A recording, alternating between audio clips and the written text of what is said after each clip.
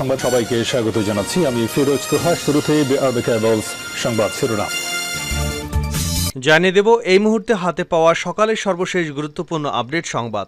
শুরুতেই থাকছে বাংলাদেশকে দেবদাস রাষ্ট্রে পরিণত করতে জিয়াউর রহমানের মতো জাতীয়তাবাদী নেতাকে হত্যা করা হয়েছে বলে দাবি করেছেন বিএনপির মহাসচিব মির্জা ফখরুল ইসলাম আলমগীর। এবারে জানাবো উপজেলা ঝড়ে লন্ডভন্ড আওয়ামী লীগ। তৃতীয় ধাপের উপজেলা নির্বাচন শেষ হয়েছে। তৃতীয় ধাপের উপজেলা নির্বাচনে দৃশ্যত আওয়ামী লীগের জয় জয়কার।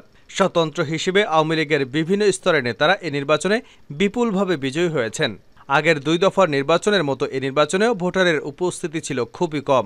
যদিও নির্বাচন কমিশন এবং আওয়ামী লীগ উভয়ই এক ধরনের আত্মতুষ্টিতে ভুগছে এই নির্বাচন নিয়ে। এ বিষয়ে থাকছে একটি বিস্তারিত আলোচনা, সঙ্গেই থাকুন। জানাবো তারেক আতঙ্কে আন্দোলনে দ্বিধা বিএনপির। প্রধানমন্ত্রী শেখ হাসিনা কদিন আগেই জানিয়েছেন যে তারেককে দেশে ফিরিয়ে এনে বিচারের মুখোমুখি দাঁড় করানোই এখন তার প্রধান কাজ। প্রিয় দর্শক, তাহলে কি বিএনপি নেতা তারেক রহমানকে দেশে ফিরিয়ে আনছেন শেখ হাসিনা? তাকে কি দণ্ড পেতে হবে? এ বিষয়ে থাকছে একটি বিস্তারিত আলোচনা, সঙ্গেই থাকুন। এদিকে চড়া সুদে বিদেশি ঋণে মেগা প্রকল্প বাস্তবায়নের উচ্চাভিলাষী কর্মকাণ্ডে গভীর উদ্বেগ প্রকাশ করেছেন বাংলাদেশ জামায়াতে ইসলামীর আমির ডাক্তার শফিকুর রহমান। এবারে থাকছে বিএনপি ক্ষমতায় থাকাকালীন জিয়াউর রহমান হত্যাকাণ্ডের বিচার কেন করেনি তা জনগণ জানতে চায় বলে মন্তব্য করেছেন ঢাকা ৬ আসনের সংসদ সদস্য ও বাংলাদেশ আওয়ামী লীগের কেন্দ্রীয় কার্যনির্বাহী কমিটির সদস্য মোহাম্মদ সাইদ খোকন। তিনি বলেন, জিয়াউর রহমান হত্যাকাণ্ড আজও রহস্যময় রয়ে গেছে। এ রহস্যের উন্মোচন ঘটাতে হবে। এবং সর্বশেষ জানাবো আন্তর্জাতিক সংবাদ। অধিকৃত পশ্চিম তীরের নাবলুস শহরের কাছে একটি গাড়ি হামলায় 2 ইসরায়েলি সেনা নিহত হয়েছে। বৃহস্পতিবার ভোরে ইসরায়েলি সেনাবাহিনী একথা স্বীকার করেছে। এতক্ষণ শিরোনাম শুনছিলেন, এবার বিস্তারিত। প্রিয় দর্শক, আপনি যদি এই চ্যানেলে নতুন হয়ে থাকেন, ভিডিওটি দেখতে দেখতে চ্যানেলটি সাবস্ক্রাইব করে আমাদের সঙ্গেই থাকুন। আর এই ভিডিও সম্পর্কে আপনি আপনার মূল্যবান মতামতটি কমেন্ট বক্সে জানিয়ে দিন। আর হ্যাঁ প্রিয় দর্শক, জানিয়ে দিন ভিডিওটি কোথা থেকে দেখছেন। বাংলাদেশকে দেবদাস রাষ্ট্রে পরিণত করতেই জিয়াউর রহমানের মতো জাতীয়তাবাদী নেতাকে হত্যা করা হয়েছিল বলে দাবি করেছেন বিএনপির মহাসচিব মির্জা ফখরুল ইসলাম আলমগীর। বৃহস্পতিবার জিয়াউর রহমানের ৪৩তম মৃত্যুবার্ষিকীতে রাজধানীর শাহজাহানপুরে দুস্থদের মধ্যে খাদ্য সামগ্রী বিতরণ কর্মসূচিতে এ দাবি করেন তিনি। জিয়াউর রহমানের হত্যাকাণ্ড পরিকল্পিত দাবি করে মির্জা ফখরুল বলেন, বাংলাদেশকে দেবদাস রাষ্ট্রে পরিণত করার জন্য এবং পরনির্ভরশীল একটা রাজ্যে পরিণত করার জন্য সেদিন এই জাতীয়তাবাদী নেতাকে হত্যা করা হয়েছে। তিনি বলেন, জিয়াউর রহমান তার অল্প সময় রাজনৈতিক জীবনে এবং দেশের জন্য অসাধারণ সব উদ্যোগের মধ্য দিয়ে অবদান রেখেছেন। আজ বাংলাদেশের যে অর্থনৈতিক উন্নয়নের ভিত্তি জিয়াউর রহমানই তা রচনা করেছিলেন। আওয়ামী লীগকে ইঙ্গিত করে বিএনপি মহাসচিব বলেন, আজ যারা বলেন বিএনপি কিছু করেনি, শহীদ জিয়া কিছু করেনি, সবকিছু তারাই করেছেন। তারা ১৯৭২ থেকে ১৯৭৫ সালে রাষ্ট্রের দায়িত্ব ছিলেন। সে সময় তারা সম্পূর্ণ ব্যর্থ হয়েছিলেন রাষ্ট্র পরিচালনা করতে। ব্যর্থতা এমন হয়ে গিয়েছিল যে সংবিধান সংশোধন করে সেদিন তারা একদিকে বিশেষ ক্ষমতায়ন, অন্যদিকে জরুরি অবস্থা, অবশেষে একদলীয় বাকশাল করেছিলেন। গণতন্ত্রকে হত্যা করেছিলেন। শহীদ জিয়া সেই গণতন্ত্রকে আবার ফিরিয়ে দিয়েছেন। আজ সেই গণতন্ত্রের জন্য লড়াই করতে হচ্ছে। উপজেলা ঝড়ে লন্ডভন্ড আওয়ামী লীগ। তৃতীয় ধাপের উপজেলা নির্বাচন শেষ হয়েছে। তৃতীয় ধাপের উপজেলা নির্বাচনে দৃশ্যত আওয়ামী লীগের জয় জয়কার। স্বতন্ত্র হিসেবে আওয়ামী লীগের বিভিন্ন স্তরের নেতারা এবং এই নির্বাচনে বিপুলভাবে বিজয়ী হয়েছেন। আগের দুই দফা নির্বাচনের মতো এই নির্বাচনেও ভোটারের উপস্থিতি ছিল খুবই কম। যদিও নির্বাচন কমিশন এবং আওয়ামী লীগ উভয়ই এক ধরনের আত্মতুষ্টিতে ভুগছেন। আওয়ামী লীগের সাধারণ সম্পাদক ওবায়দুল কাদের বলেছেন, ঘূর্ণিঝড় রেমালের পরেও ভোটের হার খারাপ নয়। নির্বাচন কমিশন একই রকম অভিমত ব্যক্ত করেছেন। তবে ভোটারের উপস্থিতি কম বেশি সেটা বড় কথা নয়। উপজেলা নির্বাচনে আওয়ামী লীগ রীতিমতো লন্ডভন্ড করে দিয়েছে। উপজেলা নির্বাচনের কারণে আওয়ামী লীগের শৃঙ্খলা ভেঙে পড়েছে, চেইন অব কমান্ড নষ্ট হয়েছে এবং দলীয় অনুশাসন লঙ্ঘিত হয়েছে। ভবিষ্যতে এই শৃঙ্খলা ফেরানো এবং লন্ডভন্ড আওয়ামী লীগকে সাজানো একটি বড় চ্যালেঞ্জ হবে বলে মনে করছেন রাজনৈতিক বিশ্লেষকরা। তৃতীয় ধাপের উপজেলা নির্বাচনে ওবায়দুল কাদেরের বাসভবনের সামনে অবস্থান গ্রহণ করেছিলেন তারই ভাই শাহাদাত এবং অন্যান্য প্রার্থীরা। তাদের দাবি, ওবায়দুল কাদেরের আরেক ভাই কাদের মির্জা তার প্রভাব খাটিয়ে নিজস্ব প্রার্থীদের জয়ী করবার জন্য নির্বাচনের প্রভাব বিস্তার করেছেন। কিন্তু এই ধরনের নির্বাচনী এলাকায় ভোট গ্রহণ বন্ধ হয়নি। কারো বিরুদ্ধে শাস্তিমূলক ব্যবস্থাও গ্রহণ করার খবর জানা যায়নি। ওবায়দুল কাদেরের দুই ভাইয়ের এই বিরোধের ফলে নোয়াখালী রাজনীতিতে একটি জটিল অবস্থা তৈরি হয়েছে। এর আগে ওবায়দুল কাদেরের প্রার্থী অধ্যক্ষ সেলিমকে পরাজিত করে একরামুল করিম চৌধুরীর ছেলে শাবাব চৌধুরী বিজয়ী হয়েছিলেন। এবার এই নির্বাচনে ওবায়দুল কাদেরের আরেক ভাই কাদের মির্জার সমর্থনের প্রার্থী হাওয়া ভাইকে পরাজিত করলেন। অর্থাৎ দলের ভিতরে একটা জগা খিচুড়ি বিশৃঙ্খলার অবস্থা বহন করে নোয়াখালীর এই ঘটনা। শুধু যে নোয়াখালী তা নয়, সারা বাংলাদেশে উপজেলা নির্বাচনে আওয়ামী লীগের প্রতিপক্ষ ছিল এবং এ সমস্ত নির্বাচনগুলোর আগে এবং পরের অনেক জায়গায় আওয়ামী লীগের অভ্যন্তরীণ কোন্দল ও সহিংসতার ঘটনা ঘটেছে। গোপালগঞ্জ তার বড় উদাহরণ। সেখানে আওয়ামী লীগের প্রেসিডিয়াম সদস্য সেলিমের মনোনীত প্রার্থীকে হারিয়ে দিয়েছেন প্রধানমন্ত্রীর সাবেক সহকারী একান্ত সচিব গাজী হাফিজুর রহমান লিঙ্কুর প্রার্থী। এখানেই ঘটনা শেষ হতে পারত, কিন্তু তা হয়নি। নির্বাচনের পর নিকুর পক্ষের লোকজন শেখ সেলিমের পক্ষের লোকজনের উপর হামলা চালায়, সহিংসতার ঘটনা ঘটে এবং সেখানে একজন মারাও যান। এই ঘটনায় প্রধানমন্ত্রী শেখ হাসিনা অত্যন্ত ক্ষুব্ধ হয়েছেন বলে জানা গেছে এবং এই ক্ষোভের কারণে শেষ পর্যন্ত কাজী হাফিজুর রহমান লিকুর সহকারী একান্ত সচিবের পদ হারিয়েছেন বলে কেউ কেউ মনে করছেন।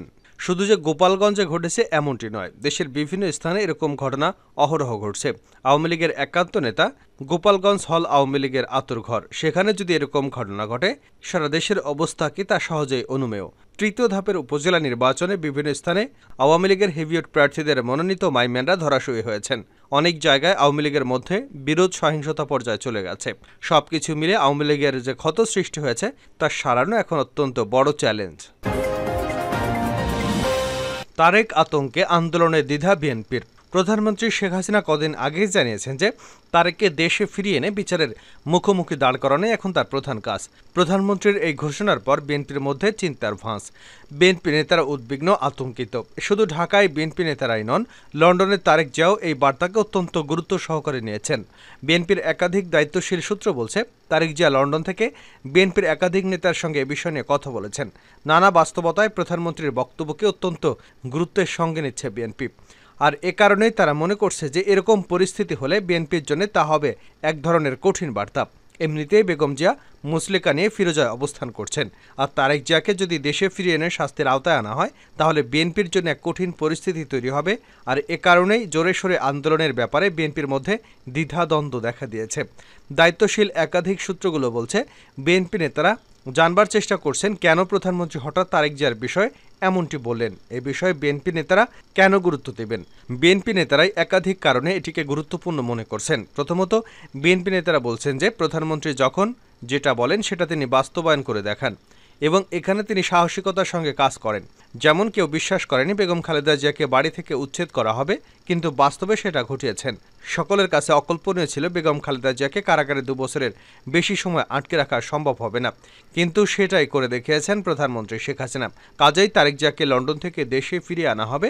প্রধানমন্ত্রীর এই ঘোষণা কেবল কথার কথা নয়, তিনি জেনে বুঝেই এটি বলেছেন বলে অনেকেই মনে করছেন। দ্বিতীয়ত, যুক্তরাজ্যের পরিবর্তিত রাজনৈতিক পরিস্থিতির একটা অন্যতম বিষয়। যুক্তরাজ্যে আগামী 4 জুলাই নির্বাচন অনুষ্ঠিত হতে যাচ্ছে এবং এই নির্বাচনে কনজারভেটিভ পার্টির পরাজয় সময়ের ব্যাপার বলে মনে করা হচ্ছে। যদি শেষ পর্যন্ত এই নির্বাচনে কনজারভেটিভ পার্টি পরাজিত হয় এবং লেবার পার্টি যদি ক্ষমতায় আসে তাহলে তারেক জিয়াকে দেশে ফিরিয়ে আনার পথ অনেক সহজ হবে। কারণ ইতিমধ্যেই সরকারের পক্ষ থেকে যুক্তরাজ্যে আবেদন করা হয়েছে যে তারেক জিয়াকে যেন দেশে ফিরিয়ে দেওয়া হয়। তার বিরুদ্ধে একাধিক অভিযোগ রয়েছে। তৃতীয়ত, লেবার পার্টি ক্ষমতা এলে বঙ্গবন্ধু ঘনিষ্ঠ কন্যা শেখ রেহানার মেয়ে টিউলিপ সিদ্দিকী অত্যন্ত গুরুত্বপূর্ণ হবে এবং তিনি ব্রিটিশ সরকারের অত্যন্ত গুরুত্বপূর্ণ ব্যক্তি হবেন। ফলে তারেক জিয়াকে দেশে ফিরিয়ে আনাটা অনেক সহজসাধ্য ব্যাপার হবে। চতুর্থত, ব্রিটেনে যে অভিবাসন সংকোচন নীতি গ্রহণ করা হয়েছে, এই নীতির কারণে এখন হয়তো তারেক জিয়াকে বেশি দিন লন্ডনে থাকা যাবে না। তাছাড়া বাংলাদেশ এবং যুক্তরাজ্যে যে চুক্তিগুলো স্বাক্ষর হয়েছে তাতে যে কোনো দণ্ডিত ব্যক্তিকে বাংলাদেশ যেমন যুক্তরাজ্যকে ফেরত দিতে হবে, তেমনি যুক্তরাজ্য বাংলাদেশকে ফেরত দেবে। এই সমস্ত বাস্তবতায় অনেকেই মনে করছেন প্রধানমন্ত্রী একটি পরিকল্পিত চিন্তার অংশ থেকেই এই ঘোষণাটি দিয়েছেন। আর তাই বিএনপির মধ্যে একটি আতঙ্ক তৈরি হয়েছে। বিএনপি নেতারা মনে করছেন যে এখন বড় ধরনের আন্দোলনের চেষ্টা করলে তারেক জিয়ার উপর চাপ বাড়বে, তারেক জিয়া যুক্তরাজ্য থেকে দুর্বিষহ হয়ে পড়বে। এ কারণে তারা আন্দোলন করবে না সরকারের সাথে গোপন সমঝোতা করবে, এটি নিয়ে দ্বিধাদ্বন্দ্বে রয়েছে। চড়া সুদে বিদেশি ঋণে মেগা প্রকল্প, উদ্বেগ জামায়াতের আমিরের। চড়া সুদে বিদেশি ঋণে মেগা প্রকল্প বাস্তবায়নের উচ্চাভিলাষী কর্মকাণ্ডে গভীর উদ্বেগ প্রকাশ করেছেন বাংলাদেশ জামায়াতে ইসলামের আমির ডক্টর শফিকুর রহমান। বৃহস্পতিবার দলটির কেন্দ্রীয় মজলিসের শূরার এক বৈঠকে তিনি এই উদ্বেগ প্রকাশ করেন।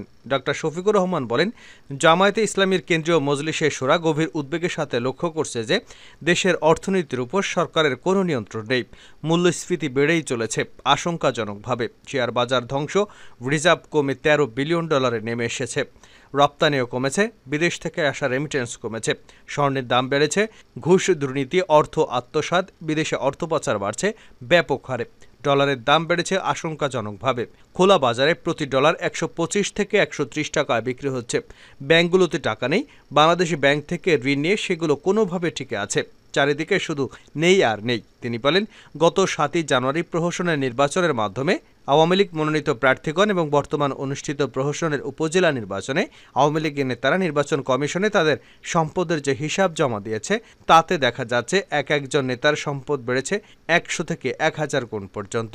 এতে বোঝা যায় যে সরকার এবং সরকারের দলের নেতাকর্মীরা কি পরিমাণ লুটপাট এবং দুর্নীতি করেছেন। বর্তমান সরকার ঋণের ভারে জর্জরিত। দেশের প্রতিটি নবজাতক 1 লাখ টাকা ঋণ মাথায় নিয়ে জন্মগ্রহণ করছেন। সরকারকে বছরে বিদেশি ঋণের সুদ দিতে হচ্ছে প্রায় 1.25 লাখ কোটি টাকা। বর্তমান সরকার ঋণ নিয়ে ঋণ শোধ করছে। জনগণের আশঙ্কা, সরকার ব্যাংক থেকে ঋণ নিয়েছে এবং তা পরিশোধ করতে পারবে না। এ অবস্থায় আর্থিক খাতে ভয়াবহ সংকটও বিরাজমান।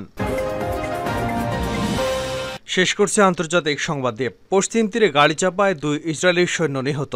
অধিকৃত পশ্চিম তীরে নাবলুস শহরের কাছে একটি গাড়ি হামলায় 2 ইসরায়েলি সেনা নিহত হয়েছে। বৃহস্পতিবার ভোরে ইসরায়েলি সেনাবাহিনী একথা স্বীকার করেছে।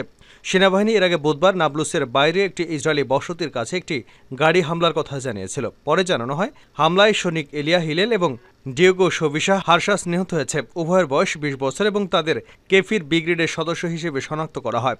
তাদের গাড়ি চাপা দিয়ে হত্যা করা হয়েছে। ইসরায়েলি মিডিয়া জানায়, সেনাবাহিনী হামলার জন্য দায়ী অপরাধীদের জন্য অভিযান শুরু করেছে। গাজায় হামাসের বিরুদ্ধে ইসরায়েলের যুদ্ধের পটভূমিতে পশ্চিম তীরে সহিংসতা ছড়িয়ে পড়েছে। হামাস পরিচালিত অঞ্চলের স্বাস্থ্য মন্ত্রণালয় জানায়, ইসরায়েলের প্রতিশোধমূলক আক্রমণে গাজায় কমপক্ষে 36,171 জন নিহত হয়েছেন, যাদের বেশিরভাগই নারী ও শিশু। যুদ্ধ শুরু হওয়ার পর থেকে পশ্চিম তীরে সহিংসতা বেড়েছে। ফিলিস্তিনের কর্মকর্তাদের মতে, 7 অক্টোবর থেকে ইসরায়েলি সেনা বা ইহুদি বসতি স্থাপনকারীদের হামলায় পশ্চিম তীরে অন্তত 519 ফিলিস্তিনি নিহত হয়েছেন।